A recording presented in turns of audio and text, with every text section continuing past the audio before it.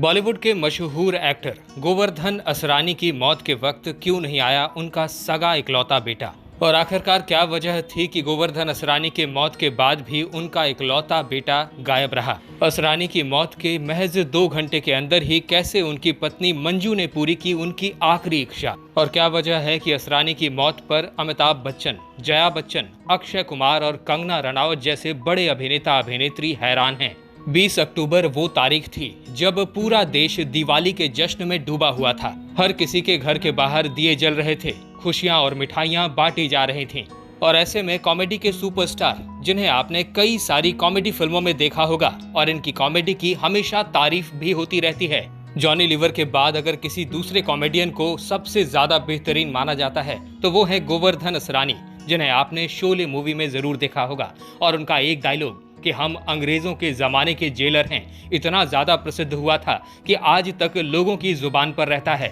उन्हीं गोवर्धन असरानी की दिवाली वाले दिन यानी कि 20 अक्टूबर 2025 को मौत हो गई। हैरानी की बात तो यह है कि इन्होंने दिवाली वाले दिन सुबह सुबह लोगों को दिवाली की शुभकामनाएं दी थीं और इसके कुछ समय बाद यानी दोपहर और शाम के बीच लगभग 4 बजे इनकी मौत हो गई।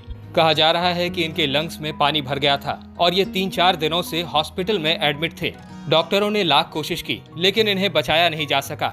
इनका देहांत होने के 3-4 घंटे के अंदर ही इनका अंतिम संस्कार भी कर दिया गया।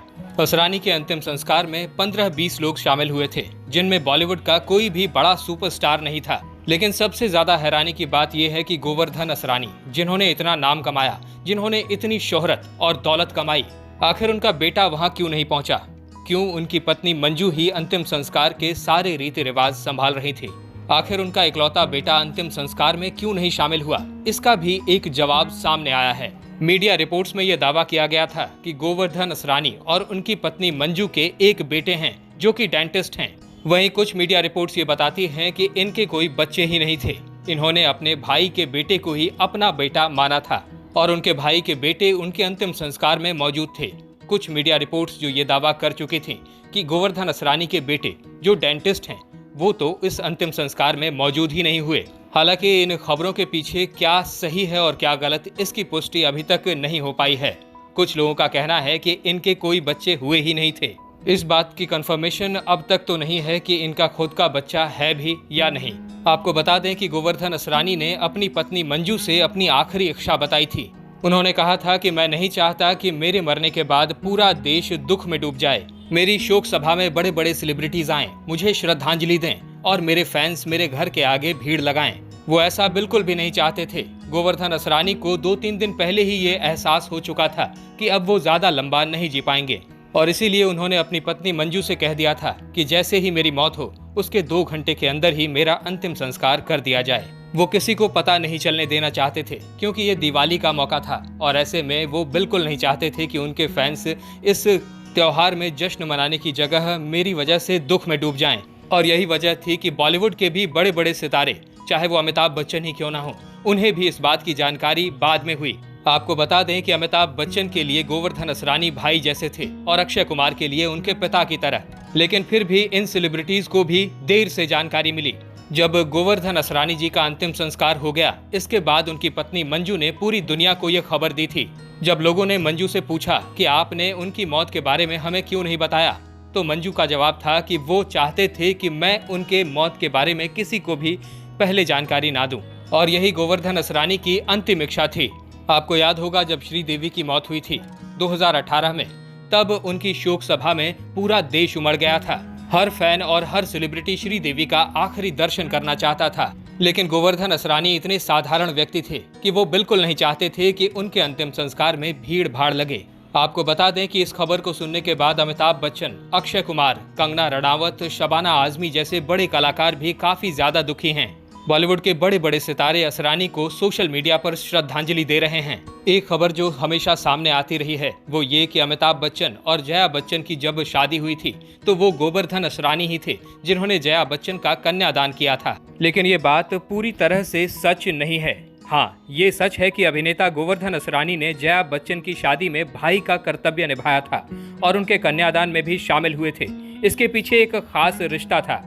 जया बच्चन पुणे के फिल्म एवं टेलीविजन इंस्टीट्यूट ऑफ इंडिया में असरानी की स्टूडेंट रह चुकी थीं असरानी ने वहां अभिनय सिखाते हुए जया से गहरी आत्मीयता कायम कर ली थी। जया उन्हें हमेशा सर कहकर बुलाया करती थी और दोनों के बीच गुरु शिष्य के साथ भाई बहन जैसा रिश्ता भी बन गया था। असरानी ने खुद बताया था कि जब अमिताभ बच्चन और जया बच्चन की शादी हुई थी तब वे जया के 4 भाइयों में से एक के रूप में वहां मौजूद थे। गुलजार, रमेश बहल, जया के चचेरे भाई और असरानी, इन चारों ने मिलकर शादी में दुल्हन पक्ष का फर्ज निभाया था। इस तरह असरानी ने न केवल जया बच्चन को उनके करियर के शुरुआती दौर में मदद की थी, बल्कि उनकी शादी में एक गुरु और एक भाई दोनों की भूमिका निभाई थी। लेकिन कन्यादान वाली बात गलत है। हाँ, इस वजह से अमिताभ बच्चन और जया बच्चन से असरानी के काफी ज्यादा करीबी संबंध थे और यही वजह है कि अमिताभ बच्चन और जया बच्चन भी काफी ज्यादा दुख में हैं। अक्षय कुमार ने भी ट्वीट करके बताया था कि मुझे पूरी रात नींद नहीं आई जैसे ही मुझे असरानी जी के निधन के बारे में जानकारी मिली। आपको बता दें कि अक्षय कुमार और गोवर्धन असरानी ने एक साथ कई सारी फिल्मों में काम किया था। असरानी जी के मौत के बाद हर कोई, चाहे वो अमिताभ बच्चन हो, अक्षय कुमार हो, जया बच्चन हो या फिर कंगना रनावत हो, हर कोई हैरान है और थोड़ा सा परेशान भी, क्योंकि किसी को भी उनके आखिरी दर्शन का मौका नहीं मिल पाया। फैंस को भी देर से जानकारी मिली और इस वजह से फैंस भी आहत हुए। अगर हम गोवर्धन असरानी जी की कुल संपत्ति की बात करें तो वो कुछ इस तरह है। गोवर्धन असरानी की कुल संपत्ति लगभग 40 से 50 करोड़ रुपए के करीब मानी जाती है। उनकी ये संपत्ति फिल्मों, टीवी शो, विज्ञापनों और अन्य मीडिया उपक्रमों से अर्जित की गई थी। वे मुंबई में अपना एक घर भी रखते हैं।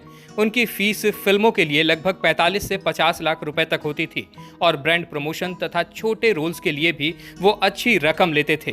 उनकी ये संपत्ति उनके परिवार के लिए छोड़ी गई है। उन्होंने हिंदी, गुजराती और दक्षिण भारतीय फिल्मों में 400 से अधिक फिल्मों में काम किया। उनकी कॉमिक टाइमिंग और अभिनय को हमेशा याद रखा जाएगा। गोवर्धन असरानी की मृत्यु के बाद उनकी संपत्ति का अधिकार मुख्य रूप से उनकी पत्नी मंजू असरानी को मिलने वाला है। चूंकि दोनों की कोई संतान नहीं थी, इस कारण कानूनन और पारिवारिक परंपरा के अनुसार उनकी पूरी चल अचल संपत्ति मंजू असरानी को हस्तांतरित की जाएगी। रिपोर्ट्स के अनुसार असरानी की कुल संपत्ति 40 से 50 करोड़ के बीच है, जिसमें मुंबई के जुहू स्थित फ्लैट, कुछ लग्जरी कारें और निवेश व रॉयल्टी शामिल हैं। हालांकि मीडिया रिपोर्ट्स में ये भी उल्लेख किया गया है कि असरानी के एक भतीजे हैं जिन्हें उन्होंने गोद लिया था, जिससे भविष्य में उनकी संपत्ति को लेकर कुछ विवाद या कानूनी प्रक्रिया संभव हो सकती है। हालांकि किसी औपचारिक वसीयत या दान पत्र के सार्वजनिक प्रमाण अभी तक सामने नहीं आए हैं। यदि कोई वसीयत नहीं होती है तो हिंदू उत्तराधिकार अधिनियम 1956 के अनुसार असरानी की पत्नी प्राथमिक कानूनी उत्तराधिकारी मानी जाएंगी और पूरी संपत्ति उन्हीं के नाम स्थानांतरित होगी। दोस्तों, आपने असरानी जी की कौन सी फिल्म देखी है या कौन सी फिल्म आपको सबसे ज्यादा पसंद आई थी? हमें कमेंट्स में जरूर बताइएगा। साथ ही साथ अगर आप हमारे चैनल वारिधि मंथन पर नए हैं तो इसे सब्सक्राइब करके बेल आइकन दबाना बिल्कुल मत भूलिएगा। वीडियो में अब तक बने रहने के लिए आपका बहुत बहुत शुक्रिया।